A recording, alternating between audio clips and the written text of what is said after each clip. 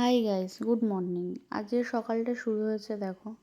সব কটা বিছানায় একসাথে বসে রয়েছে। এ লিজার সাথে মারামারি, যারাকে ঢেলছে, এই তুই খেল না। আর এ তো বিছানায় পড়লে ওর ওই জায়গাটাই দখল, ওই জায়গাটা তো কাউকে বসতে দেবে না, না ও দুটো বাচ্চাকে না আমাদেরকে। ও ওই জায়গাটা নিয়ে নেবে। আর এই যে লিজার মুখ ধরে সমানে টানাটানি করছে, আর ওই দিকে সুইটিকে দেখো, ও সমানে চেটে চেটে বাবাকে তুলেই যাচ্ছে যে ওঠো ওঠো, একটু চুলকিয়ে দাও। এতটাই ও কুঁড়ে, ওর কোনো অনুভূতি নেই, কিচ্ছু নেই। আমার মেয়ের কাছে তো পেরে উঠবে না। ব্যাস, ওকে মাথা মুড়িয়ে কান ধরে মুখে চুমু খাওয়া, মারপিট করা, এমনকি ওর সাথে সব রকম বদমাশি করছে যাতে তুই একটু উঠে বস।